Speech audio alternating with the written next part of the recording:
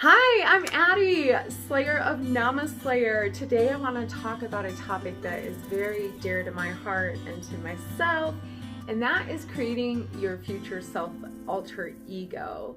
That is how I created Slayer, who you see now.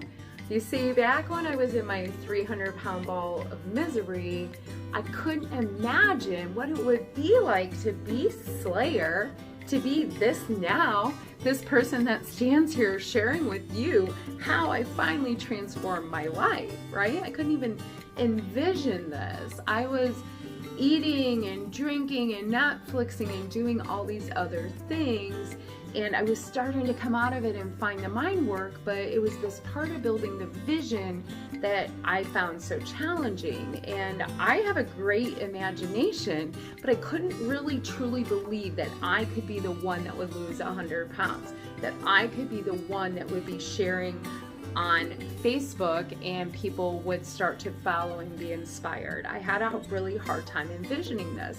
So I created Slayer, which was my alter ego, kind of like Lady Gaga. You know, Stephanie invented Lady Gaga and then she became Lady Gaga, if you've ever heard her story. So that's kind of like me. I'm kind of like Lady Gaga. Anyhow, I digress. So the important part is now I had this future self I could ask to make decisions and start to live now as if I was that person, right? I'd be like, Slayer was ironed out. She had all these values. She did yoga every morning. She wrote morning pages. She journaled. She made good, healthy eating decisions. Slayer did all of this stuff. Old 300-pound ball of Addie misery did none of it. She rolled out of bed, brushed her teeth, showered, got ready, and went to work. And at corporate America, I had a very good job and I was very successful in every area of my life, but really taking care of myself. Does that ring a bell at all? Like, we are always coming last, but that's another video about putting yourself first. So in this process, I created all of these values that Slayer had, and as I go out throughout my day, I would say, what would Slayer do? And it helped give me that guidance to make better decisions for myself, believe it or not. I thought, and what I was doing was creating that awareness of self and what I wanted, because when you don't know what you want, you don't have a direction. It's like a sailboat without a rudder in the water, right? Like, you can't turn it and you don't know where you're going, you can't see shore. Then you don't even know where to turn it if you don't know where the shore is, right? So you start identifying with something else you want. And there's a few ways you can do this. You can look outside yourself. You can look to someone else. Maybe you're like I was in that 300-pound ball and you couldn't even imagine. And you could look like, if I could be anyone in the world, who would I want to be like? And you're going to have someone that you would tell everybody, and you're going to have someone that you would be ashamed to tell everybody. So mine was, I'd be Oprah. And my other one was, I want to be Khloe Kardashian, right? Like, va va boom. You know what I'm saying? So what is that for you? What do you even want? And are you shutting it down because you think it's not possible? This is what I had done. I no longer believed it was possible. I had struggled with my weight my entire life, and I'd always been on a diet, count calories, and I just was sick of it. I just had given up. Can you identify with that at all? I'm just done. So at this point, I had Slayer, right? She's helping me create decisions from that future place, from that place where I can go to and say, hey, if I was that person already, what would I do?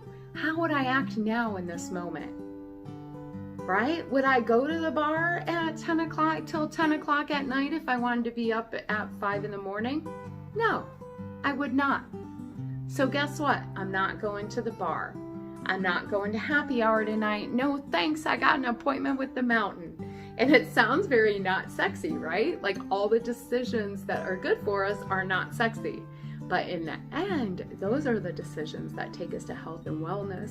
It's the process of understanding our minds and our hearts that get us there. We start to make identity-based habit changes.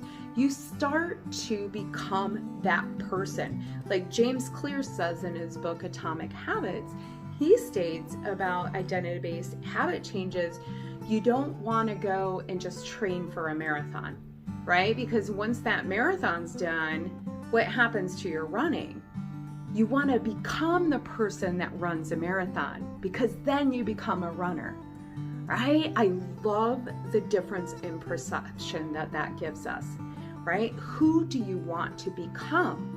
Doesn't mean you're going to let go of Addie and all her personality and stuff, but what habits are going to reflect who I want to become in that next version of myself? What habits would your future version have? Once you build this future self, you can start to understand what direction you want to go in. Who would your future self be? What would she look like? How would she act? What would she wear? Where would she shop? What things does she buy? Do you buy those things now, or are you waiting till you get skinny? All right?